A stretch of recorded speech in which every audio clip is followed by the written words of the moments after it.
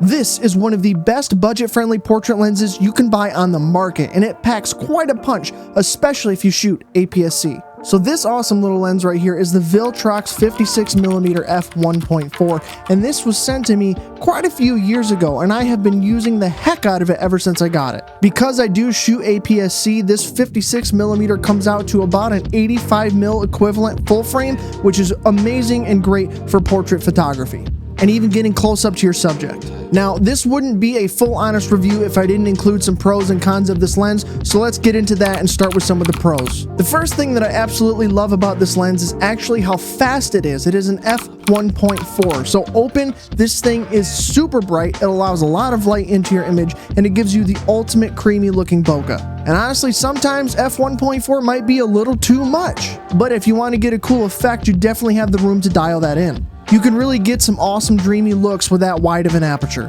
which also means this thing is amazing for low light situations. And because the focal length is a full frame equivalent of an 85mm lens, this thing is obviously amazing for portraits of all kinds. It's very pleasing to the human face, and it just makes things look very, very, very good. One of the things that I also noticed on this lens that you may or may not like is that the focus and aperture rings are actually very smooth. They don't feel loose or anything, they actually do have a good bit of resistance, but they are very smooth, which I personally like for video. If I were to give a term for how the feel of these rings feel, it's just about right. Another great thing about this lens is the autofocus. Yes, you heard that correct, autofocus. This thing has very, very quick autofocus. When you're trying to switch between a subject in your foreground and a subject in the background, it is very, very, very fast. There are some drawbacks with the autofocus, but we'll get to that a little bit later. Another nice thing about this lens is that it does have a USB port on it, so that there's possibility for firmware updates with any kind of issues that come along with the lens and its electronic functions with your camera. You may not always need it, but it's definitely a nice thing to have if you run into issues when you buy a lens new. The biggest thing that I love about this lens is actually the build quality. This thing is just completely made to last. It is made of mostly metal, and it feels extremely premium in your hand. It's got a nice weight to it, and the overall build is very, very good for the price that you pay for this. Viltrox, in my opinion, really knocked it out of the park with this aspect. Like I said, I've had this for a handful of years, done a lot of stuff with it, and it is still around today with very, very minor scuffs and scratches.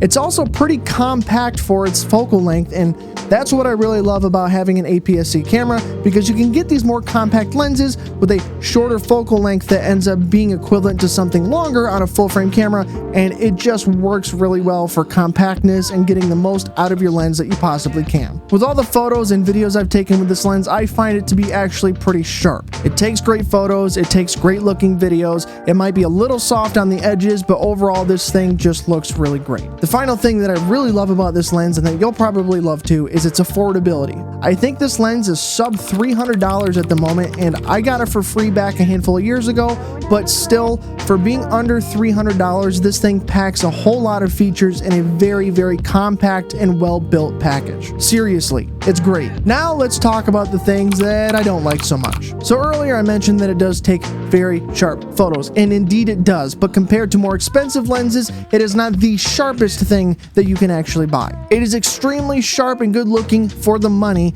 that you pay for this lens. It exceeds its monetary value in the features and quality that it does provide. Now, a thing I did notice with the autofocus, although it is fast and quick and sometimes it works really amazing, if you use continuous autofocus, it can have quite a bit of focus breathing, and when you're shooting video, that is just not acceptable sometimes. Most of the time, I am my own cameraman, so if I'm not able to see and on the fly change the focus while I'm trying to shoot myself, it's not going to turn out very great, and the focus breathing has ruined quite a number of shots for me.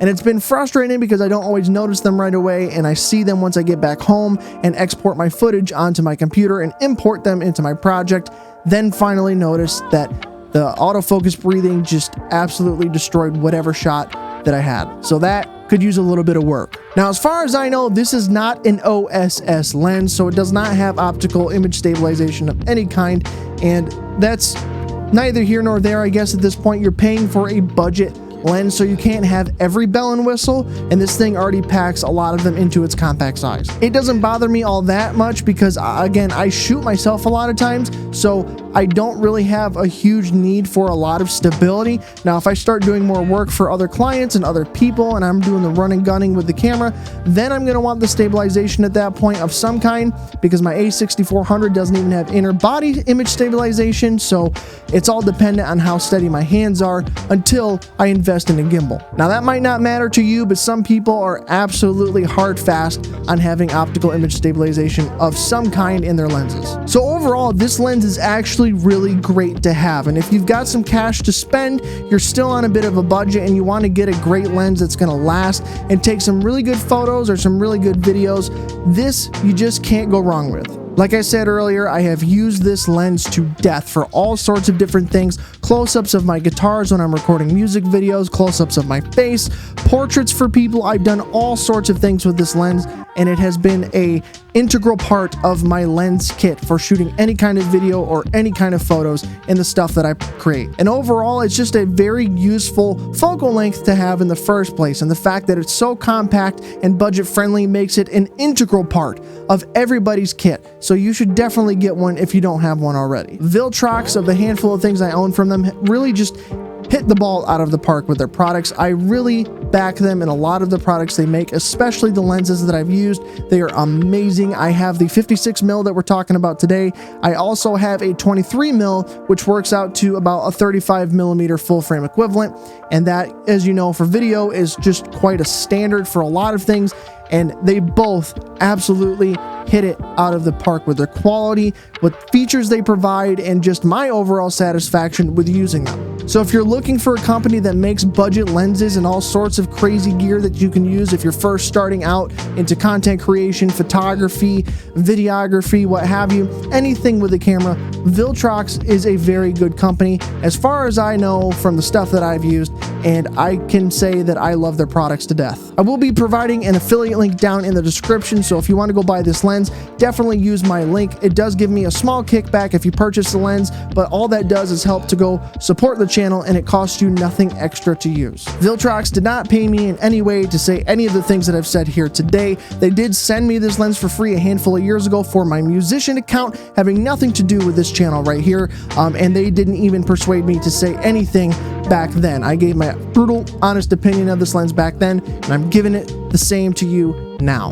So thank you so much for watching. Let me know down in the comments what lens you're looking at buying next, and I will see you in the next video. And keep creating, my friends.